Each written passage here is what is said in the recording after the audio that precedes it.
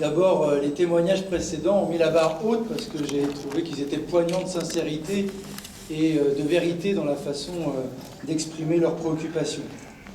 Mes chers amis, dans 20 jours, le 11 juin, c'est déjà le premier tour des élections législatives. Il nous reste 20 jours pour convaincre, rassembler et gagner. Faire gagner les citoyennes et les citoyens, c'est la raison de mon engagement aux côtés d'Elsa comme suppléant.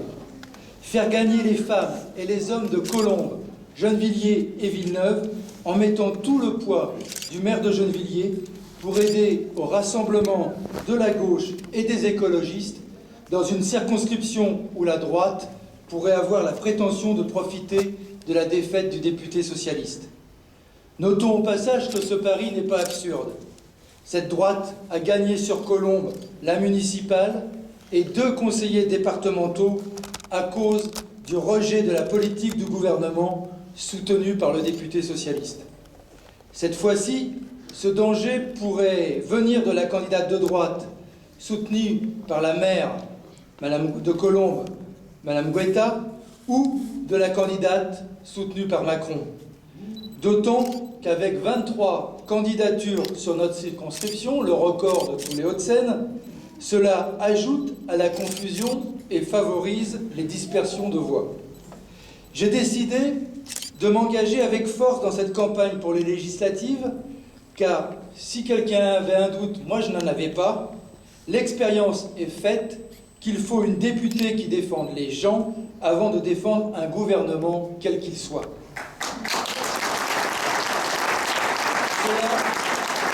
Cela fait 5 ans, comme maire, que je dois me méfier du député plutôt que de m'appuyer sur lui pour avancer les dossiers au profit de la population. Quelques exemples. Je dénonce la baisse de 16% des subventions aux associations dans le cadre de la politique de la ville. Plutôt que de regarder le dossier et d'aider les associations, il me traite publiquement de menteur. Pourtant, la réalité est bien là, les associations ont touché moins d'argent sous son mandat qu'avant son mandat. Il faut en finir aussi avec cette hypocrisie où nationalement, le député vote des budgets d'austérité et localement arrose avec sa réserve parlementaire. Cela ne compense pas les pertes et cette forme de clientélisme doit être abrogée. Nous sommes avec Elsa pour la suppression de ces réserves parlementaires, pour remettre cet argent dans le droit commun des financements des associations.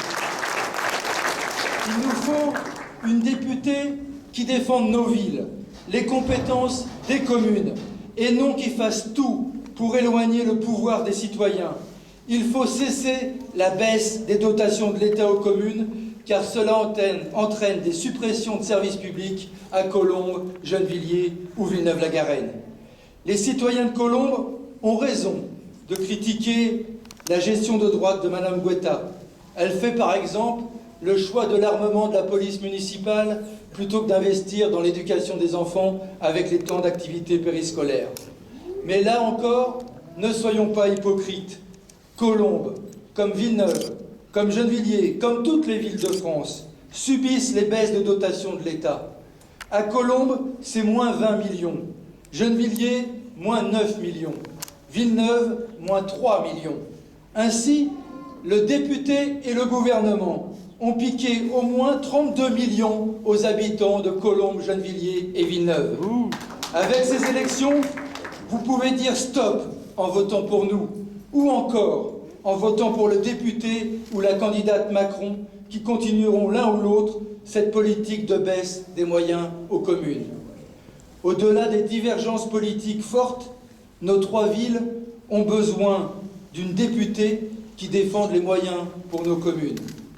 Les parents d'élèves ont aussi, on l'a vu avec le témoignage d'Abdel, ont aussi besoin d'une députée qui, lorsque les remplacements d'enseignants malades ne sont pas assurés, lorsque l'on supprime le classement en ZEP d'école, lorsque les moyens des lycées sont en baisse, ces parents ont besoin d'une députée qui défend les dossiers avant de défendre le gouvernement. Bref, comme maire, mais aussi celles et ceux qui luttent, on l'a vu aussi tout à l'heure, ont besoin d'une représentante qui agisse avec nous et pas qui nous plante un couteau dans le dos à chaque fois qu'on veut faire bouger les choses. Cette critique du député Godillot, qui a voté 98% des lois Valls-Hollande à l'Assemblée nationale, est valable aussi pour la candidate de Macron. Cette dame, avocate d'affaires avec un cabinet dans le 16e arrondissement de Paris, se présente pour donner une majorité à Macron, pas pour vous défendre. Ce matin, j'écoutais sur France Inter un représentant du patronat qui espérait que Macron ait une majorité pour pouvoir légiférer par ordonnance. Allez vite, disait-il, pour modifier le code du travail. Ainsi, ce que nous avons refusé en manifestant contre la loi El Khomri, ils veulent à nouveau nous l'imposer et l'aggraver avec leurs ordonnances. Ils se préparent une bien vieille politique, celle menée ces dernières années, qui permettent à quelques-uns de s'enrichir sur le dos de la grande majorité. En fait, ce gouvernement Macron, c'est l'alliance de l'oligarchie technocratique de droite avec l'oligarchie technocratique de la gauche libérale, pour imposer de vieilles recettes qui visent à la privatisation des profits et la socialisation des pertes et des investissements. C'est un gouvernement de combat contre le peuple qui s'est mis en place avec quelques faire-valoir comme Nicolas Hulot. À chaque fois que j'ai entendu un dirigeant patronal se réjouir d'une majorité politique, cela n'annonçait rien de bon pour les salariés, les retraités, les chômeurs et la jeunesse du pays.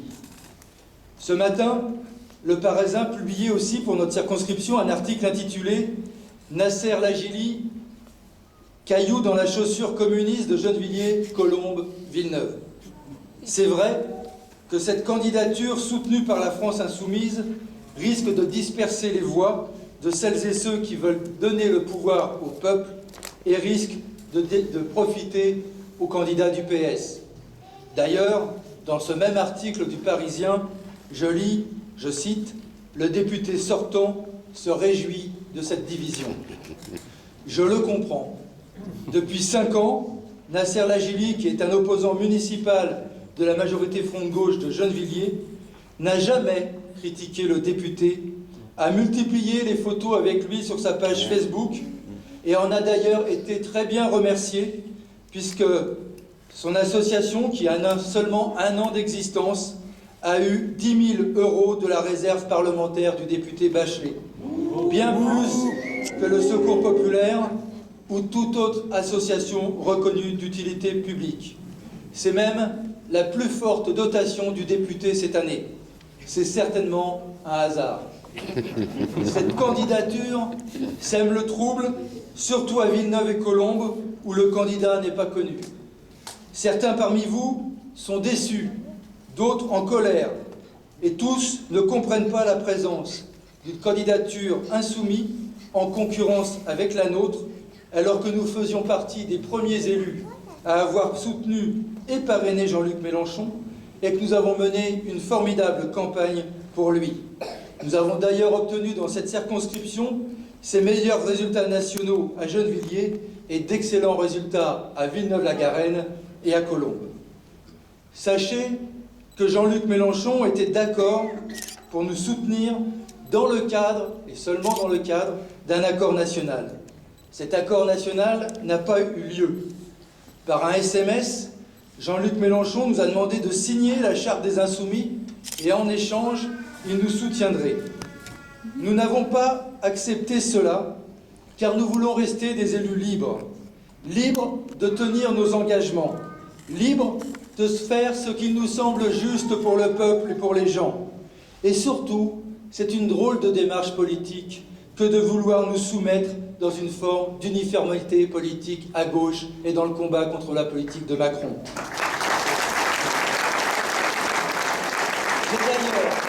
J'ai d'ailleurs fait remarquer dans un SMS de retour à Jean-Luc que si le PCF m'avait fait signer une telle charte, je n'aurais pas pu le parrainer comme je l'ai fait parmi les premiers sans attendre une consigne collective. C'est même la même chose pour Elsa. Je fais remarquer aussi que c'est de cette liberté que nous avons usé avec Elsa pour, sans attendre de consigne ou de non-consigne, pour appeler clairement à mettre en échec le FN au soir du premier tour de la présidentielle. Pour nous, le combat contre le racisme et le fascisme ne souffre d'aucune hésitation.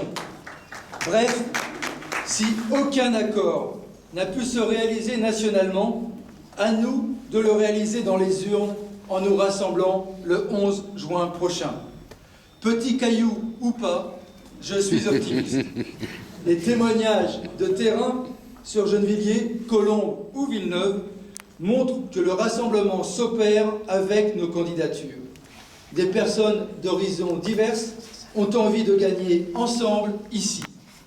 J'ai hâte d'être le 11 juin, dès le premier tour, pour voir s'opérer ce rassemblement dans les urnes, afin d'engager un deuxième tour gagnant.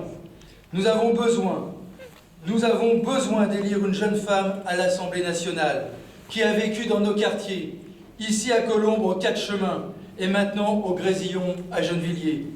Je suis assez fier de participer avec vous à cette élection qui permettra de rajeunir nos représentants nationaux, car Elsa a seulement 35 ans. Je suis fier.